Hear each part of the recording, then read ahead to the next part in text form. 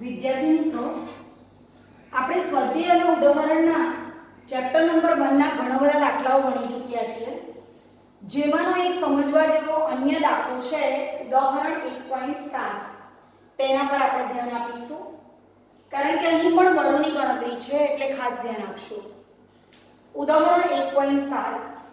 આકૃતિમાં દર્શાવ્યા મુજબ Q અને -Q વિદ્યુતભારોને સમબાજુ ત્રિકોણના શિરોબિંદુઓ પર મૂકવામાં આવે છે. દરેક વિદ્યુતભાર પર કેટલું બળ લાગશે? વિદ્યાર્થી મિત્રો, આપણને આપેલી આકૃતિ આ છે, જેના પરથી આપણે આ બળોના વિતરણ તરફ જવું છે. બરાબર?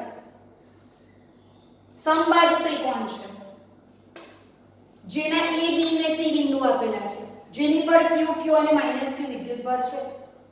આપણે ત્યાંથી શરૂઆત કરીશું. જોજો, A પર Q, B પર Q અને C પર -Q. દરેક વિદ્યુતભાર પર કેટલું બળ લાગશે?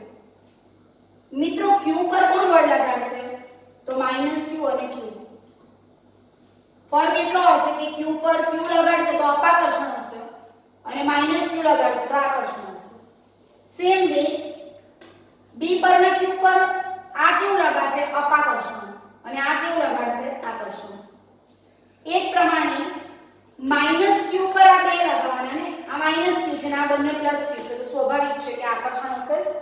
તો જે આકર્ષણ હોય તો દૂરનું તીર બતાવવાનું, ને અપાકર્ષણ હોય તો દૂરનું તીર બતાવો, અને આકર્ષણ હોય તો પોતાની બાજુ ખેંચતું તીર બતાવો. ધ્યાન આપજો બરાબર. પહેલા હું A પરના Q વિદ્યુતભાર પરના બળનું દિશા દર્શાવું છું. જોજો, B પરના Q વડે A પરના Q પર લાગતું બળ. B પર Q અને A પર Q, એટલે B વડે A પર લાગતું બળ તે બાજુ ઊંધી દિશામાં અપાકર્ષણ. બીજું કોણ A પર બળ આપવાનું? C પરના -Q. C પરના -Q વડે A પરના Q પર. સ્વાભાવિક છે કે C પરના -Q A પરના Q ને ખેંચશે, એટલે એ તીર આવે. C વડે A પર લાગતું બળ. ખ્યાલ આવ્યો? જોજો, અહીંયા હું દોરું છું.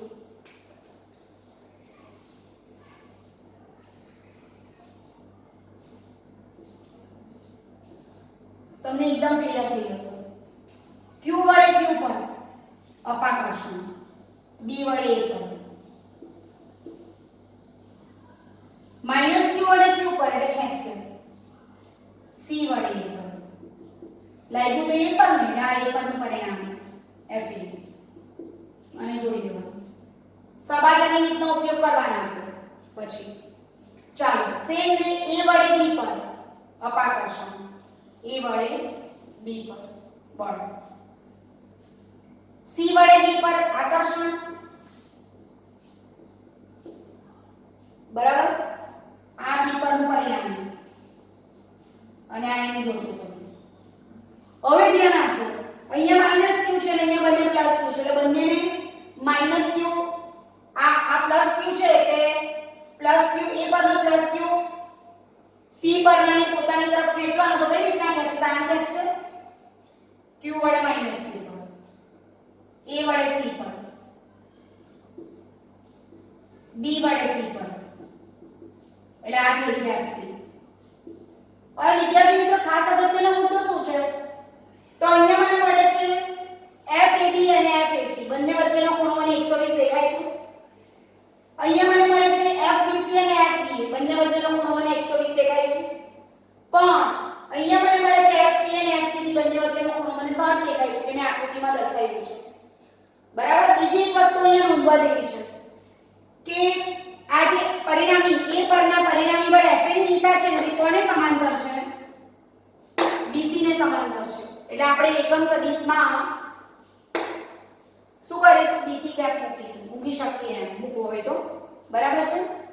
બીજી એક વસ્તુ નોંધવા જેવી છે કે FD ને સમાંતર કોણ છે? તો AC છે, એટલે એની સાથે આપણે એ પણ મૂકી શકીએ, અને FC માટે આપણે N કેપ મૂકીશું. હવે આપણે ગણતરી કરીશું. સબાજાની રીતનો ઉપયોગ કરીશું. આકૃતિનો બધાને ખ્યાલ આવી ગયો હશે. હવે વિદ્યુતભારના મૂલ્ય તો બધા સમાન જ છે, Q, Q, -Q એટલે Q, Q ને Q. તો આપણે ધરી લઈએ કે AB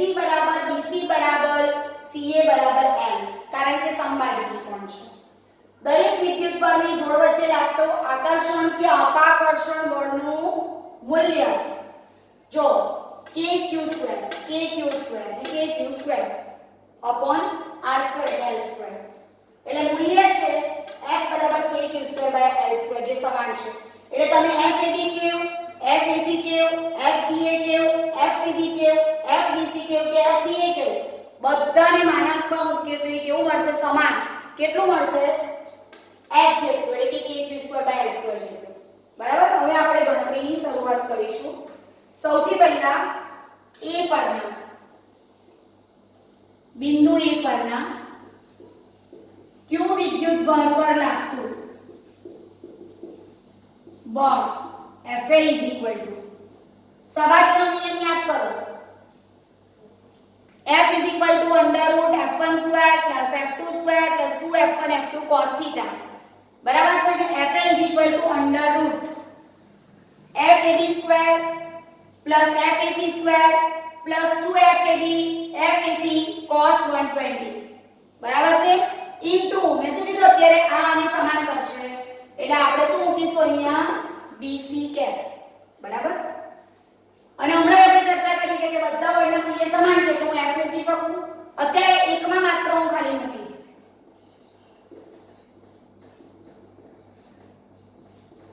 2AB cos θ જો આપણે પેલું પ્રેક્ટિકલમાં બી કરતા c² = a² + b² + 2ab cos θ તેવું જ છે આ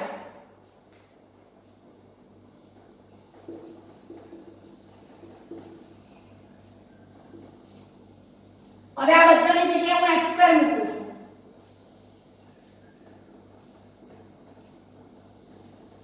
f * f એટલે x² cos 120 વિદ્યાર્થી મિત્રો cos 120 is equal to cos of pi minus 60 all s બીજા ચરણમાં sin plus cos minus is equal to minus cos 60 is equal to minus 1/2 2f² એટલે આ શું થઈ ગયું અંડર રૂટમાં 2f² minus f² અહીંયા મેં તમને એક વસ્તુ કીધી કે આપણે શું મૂકવાના છે BC કેપ તો આપણને Fa કોના બરાબર મળી ગયું Fa ની વેલ્યુ f * BC કેપ ફરીથી આપણે આની ગણતરી કરી અંડર રૂટનો અનોવર વત્તા તમને 2FA FC FAC cos 120 પણ આ બધા બળના મૂલ્ય સમાન છે આપણે ચર્ચા કરી ગયા છે એટલે x² + f² + 2f² * cos 120 cos of pi minus 60 all s બીજા ચરણમાં sin plus cos minus minus cos 60 minus 1/2 2 cancel એટલે 2f² minus f² એટલે x² રૂટમાંથી બહાર આવે એટલે f * BC કેપ અને હું નોંધી લઉં છું હવે આની જરૂર નથી આપણે સમજાઈ ગયું છે એટલે આપણે બીજી ગણતરી કરીશું હવે આપણે f ની ગણીએ બિંદુ P પરના q વિદ્યુત બળ પર લાગતું બળ FB = હવે હું ડાયરેક્ટલી બધામાં x² લખીશ કારણ કે મને ખબર જ છે એટલે ડાયરેક્ટ લખીશું તો કારણ કે તમે FDA કે FDC ગમે તે લેવું તો f જેટલું જ છે f² + f² + 2f * f cos 120 into આ કોને સમાંતર છે તો AC ને સમાંતર છે તો AC કેપ રૂટની બહાર થશે 2f² + 2f² cos 120 minus 1/2 2 ગયું AC કેપ એટલે f * AC કેપ આ આવી ગયું FB બરાબર હવે ત્રીજું લઈએ ત્રીજું એટલે કે આ C પરના બિંદુ C પરના -q વિદ્યુત બળ પર લાગતું બળ FC = અંડર રૂટમાં અનોવર વત્તા 2 FCA FCB cos 60 કારણ કે ખૂણો 60 છે અને એની સાથે આપણે એકમ સદિશ મૂકીએ n કારણ કે એની સમાંતર બાજુ આપણે જણાતી નથી x² + x² + 2f f cos 60 2x² + 2f² * cos 60 1/2 * n આ 2 2 ગયો 2f² + f² એટલે 3f² * n is equal to √3f * n આ fc આવી ગયું આ ત્રણે ત્રણ પદની આપણે ગણતરી કરી નાખી અહીંયા ધ્યાન રાખજો બધામાં એક વસ્તુ કોમન છે f = kq²/l² એટલે મારે અહીંયા મૂકવું હોય તો મૂકી શકું kq²/l² kq²/l² અને kq²/l² સમજ પડી ગઈ ને કેટલું સરળ છે આ વસ્તુ ટૂંકમાં તમે જો આકૃતિને સમજ્યા ને તો તમને આખા દાખલામાં વ્યવસ્થિત ખ્યાલ આવશે મિત્રો હવે આપણે એક બે સ્વાધ્યાયના કરીશું કારણ કે હવે ઉદાહરણમાં આપણા થોડાક બાકી છે આપણે 1.8 સુધી કમ્પ્લીટ કર્યું છે રોજ એક એક આરીતનો ગણતરીનો કરતા રહીશું એટલે થોડોક અંદાજ આવતો જશે આપણને આપણે 1.17 થી બાકી છે મિત્રો સ્વાધ્યાયનો 1.17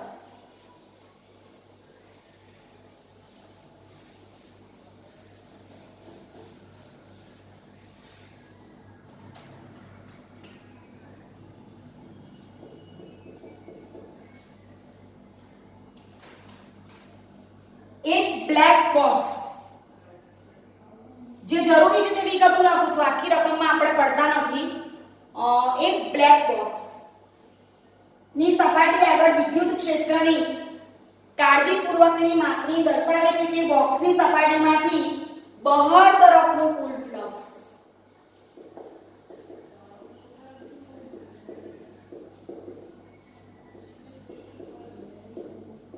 બહાર તરફનું કુલ ફ્લક્સ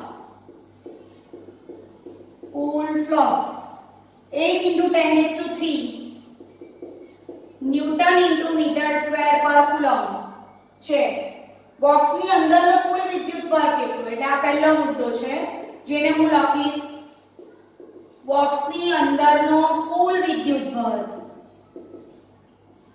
યાદ કરો વિદ્યાર્થી મિત્રો બોક્સની અંદર એટલે ઘેરાતો એટલે ગાઉસનો નિયમ ગૌસનો પ્રમેય બરાબર છે અને d તમને એમ પૂછે છે d સમજવા જેવું છે એક નાનો ઓબ્જેક્ટિવ ટાઈપ છે પહેલા આપણે એ ગણી કાઢીએ શું કહે છે આપણને એક બ્લેક બોક્સની સપાટી આગળ વિદ્યુત ક્ષેત્રની કાળજીપૂર્વકની માપણી દર્શાવે છે કે બોક્સની સપાટીમાંથી બહાર તરફનું કુલ ફ્લક્સ 8 * 10⁻³ ન્યૂટન * મીટર² પર કુલમ છે બોક્સની અંદરનો કુલ વિદ્યુતભાર કેટલો પહેલા માત્ર આપણે આની જ ગણતરી કરીશું અંદરનો છે એટલે હું ગૌસના નિયમનો ઉપયોગ કરું છું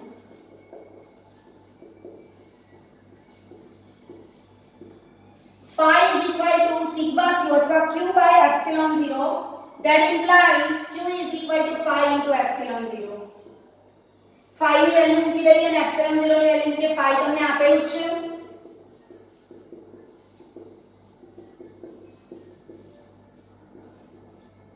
ગણતરી કરીએ આપણે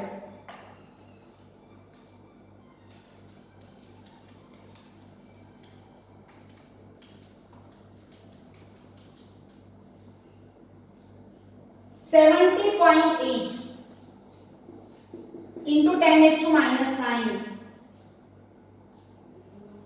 બરાબર આટલું કંઈક આવ્યું 7.08 into 10⁻⁸ હજુ બે મીંડા આપણે કાપીએ તો માઇક્રોમાં મળી શકે આ નેનોમાં હતું નેનો કુલમ માઇક્રોમાં કેવું હોય માઇક્રો કુલમ આટલો વિદ્યુતભાર આવ્યો હવે બીજો મુદ્દો વિદ્યાર્થી મિત્રો ખાસ સમજવા જેવો છે જો બોક્સની સપાટીમાંથી બહાર તરફનું કુલ ફ્લક્સ શૂન્ય હોય આ અહીંયા આપેલું છે પણ જો શૂન્ય હોય જો બોક્સની સપાટીમાંથી બહાર તરફનું કુલ ફ્લક્સ શૂન્ય હોય તો તમે એવો નિષ્કર્ષ તારવી શક્યા હોત કે બોક્સમાં કોઈ વિદ્યુતભાર નથી જો બહાર તરફનું ફ્લક્સ શૂન્ય હોય તો એમ પૂછે કે તમે એવું કહી શકતે કે કોઈ વિદ્યુતભાર નથી જો આવું હોય તો કેમ અથવા ન હોય તો કેમ જો બોક્સની સપાટીમાંથી બહાર તરફનું કુલ ફ્લક્સ શૂન્ય હોત તો આપણે એવું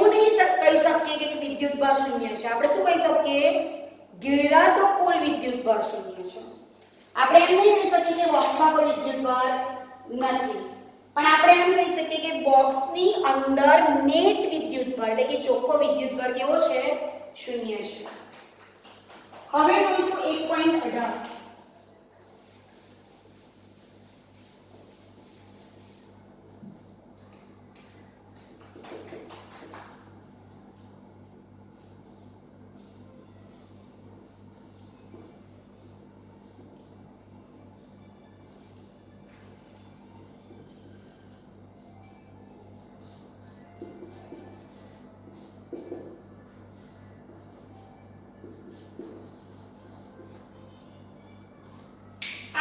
આપણને આપી છે અને એના આધારે આપણે ગણતરી દર્શાવીશું. આમ તો સમીકરણ તો એકદમ ક્લિયર છે. આકૃતિમાં દર્શાવ્યા મુજબ 10 સેન્ટીમીટર બાજુવાળા એક ચોરસના કેન્દ્રથી બરાબર 5 સેન્ટીમીટર ઉપર 10 માઇક્રોકુલમ બિંદુવત વિદ્યુતભાર રહેલો છે.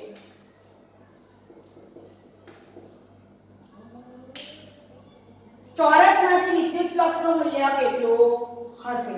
બરાબર છે. અને આપણે એક સૂચન આપેલું છે કે ચોરસને 10 સેન્ટીમીટર ની ધારવાળા ઘનની એક બાજુ તરીકે વિચારો. ચોરસ એટલે કે સમઘનની કુલ 6 બાજુ. બરાબર? ચોરસને 10 સેન્ટીમીટર ની ધારવાળા ઘનની એક બાજુ તરીકે વિચારો. એટલે ફ્લક્સ આપણે છઠ્ઠા વર્ગનું લેવું પડશે. આ વસ્તુ અગત્યની છે. વિદ્યુતભાર ઘેરા તો વિદ્યુતભાર ડિવાઇડેડ બાય 6 કરવું પડશે આપણે, તો આપણને મળશે. ફરીથી આકૃતિમાં દર્શાવ્યા પ્રમાણે 10 સેન્ટીમીટરની બાજુવાળા એક ચોરસના કેન્દ્રથી બરાબર 5 સેન્ટીમીટર ઉપર 10 માઇક્રોકુલમ બિંદુવત વિદ્યુતભાર રહેલો છે. ચોરસમાંથી વિદ્યુત ફ્લક્સનું મૂલ્ય કેટલું હશે? અને સૂચન અગત્યનું છે કારણ કે આપણને ખ્યાલ આવે કે આપણે કેવી રીતના વિદ્યુતભાર ગણવાનું છે. ચોરસને 10 સેન્ટીમીટરની ધારવાળા ઘનની એક બાજુ તરીકે વિચારો. બરાબર? આમ વિદ્યાર્થી મિત્રો જનરલી આપણે જાણીએ છીએ કે સમઘનની 6 બાજુ સાથે સંકળાયેલું flux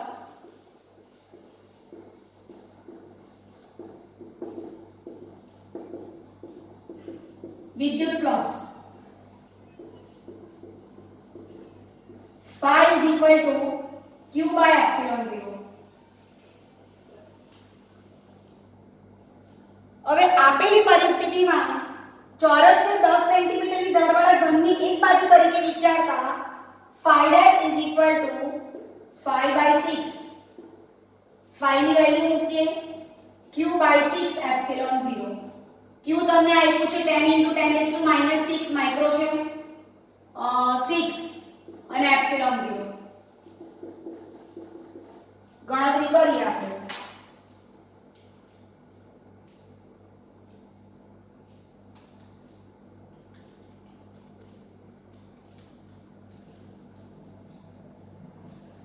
(0.188 into 10⁶ minus 6 plus 12 that is 10⁶. 1.88 into 10⁵ flux છે એટલે newton into metre square per coulomb. એકમ ભૂલી જવાય તો યાદ કરી લેવાનું E ડોટ dA. E માટે ન્યૂટન પર કુલમ અને dA માટે મીટર સ્ક્વેર. આ ફ્લક્સ આવી ગયું. બરાબર? હવે જોઈએ 1.19 જેને હું અહીંયા લખું છું.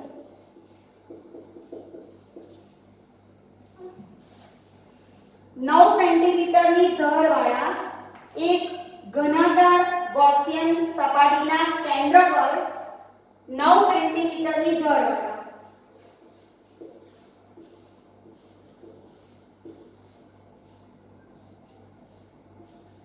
9 સેન્ટીમીટરની ધારવાળા એટલે બધી બાજુને 9 સેન્ટીમીટર લઈશું. એક ઘનાકાર ગૌસિયન સપાટીના કેન્દ્ર પર 2 માઇક્રોકુલમ વિદ્યુતભાર રહેલો છે. એટલે q = 2 * 10⁻⁻6 કુલમ. આ સપાટીમાંથી વિદ્યુત ફ્લક્સ કેટલું? phi.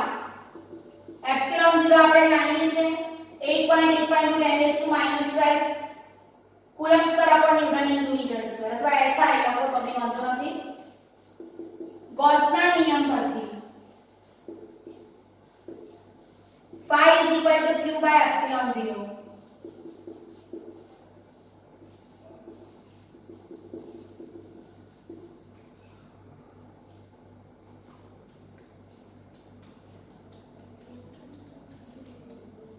0.2259 એટલે 0.226 into 10⁶ બરાબર 2.26 into 10⁵ newton into metre square per coulomb. આ આવી ગયું flux. 2.26 into 10⁵ newton into metre per coulomb. આપણે ખાલી એક વસ્તુ આવી શીખી ગયેલા કે આ જૂલ હતું અને જૂલ પર કુલમ વોલ્ટ હતું એટલે આનો બીજો એકમ છે વોલ્ટ into મીટર. એના અર્થમાં હવે જોઈએ 1.20.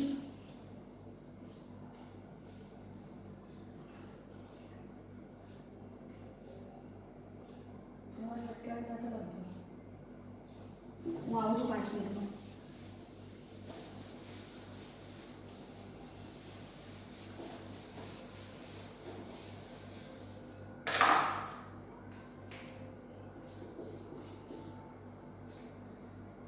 સેન્ટીમીટર ત્રિજ્યા ધરાવતી ગોળાકાર ગૌસિયન સપાટીના કેન્દ્ર પર મૂકેલા વિદ્યુત બળ. આ 1.20 સ્વાધ્યાયનો આપણે ગણી રહ્યા છે. બધા ટૂંકા દાખલા છે લગભગ. 10 સેન્ટીમીટર ત્રિજ્યા ધરાવતી એટલે વિદ્યાર્થી મિત્રો જ્યારે તમે દાખલા ગણો એટલે વિડિયો જુઓ ત્યારે સાથે ટેક્સ્ટબુક હશે તો તમને સમજવામાં વધારે સરળ રહેશે. અને ટેક્સ્ટબુકની રકમ પહેલા વાંચો અને પછી એ દાખલાને સમજવાનો પ્રયત્ન કરો. મારા ખ્યાલથી તો પ્રોબ્લેમ નહીં આવશે. 10 સેન્ટીમીટર ત્રિજ્યા ધરાવતી ગોળાકાર ગૌસિયન સપાટીના કેન્દ્ર પર મૂકેલા બિંદુવત વિદ્યુતભાર. કેન્દ્ર પર બિંદુવત વિદ્યુતભાર છે ને લીધે તે સપાટીમાંથી -1.0 into 10⁵ newton into metre square per કુલમનું ફ્લક્સ પસાર થાય છે. સપાટીમાંથી પસાર થતું flux phi is equal to -1.0 into 10⁵ newton into metre square per coulomb આપેલું છે આપણને. એ પ્રશ્ન સમજો બરાબર. જો ગૌસિયન સપાટીની ત્રિજ્યા બમણી કરવામાં આવે તો ફ્લક્સ કેટલું પસાર થાય? જો ફ્લક્સનું સૂત્ર યાદ કરો ગૌસના નિયમ પરથી. ફ્લક્સ એ તો માત્ર વિરતા વિદ્યુતભાર પર જ આધાર રાખે છે. ફ્લક્સ એના પરિમાણ પર આધાર રાખતું નથી, સપાટીના પરિમાણ પર આધારિત નથી. એટલે પ્રશ્ન સમજો કે સપાટીની ત્રિજ્યા બમણી કરીએ તો સપાટી સાથે સંકળાયેલું વિદ્યુત ફ્લક્સ એ ગોળાની ત્રિજ્યાના માપ પર આધારિત નથી, માત્ર ઘેરાતા ક્ષેત્રફળ પર આધાર રાખે છે.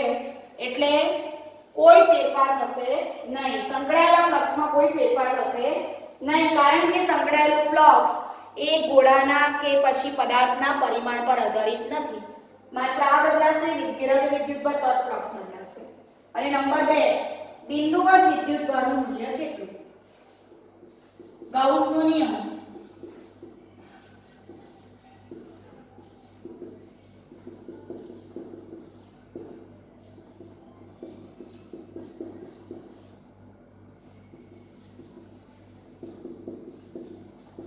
-9 એટલે નેનો કુલમ.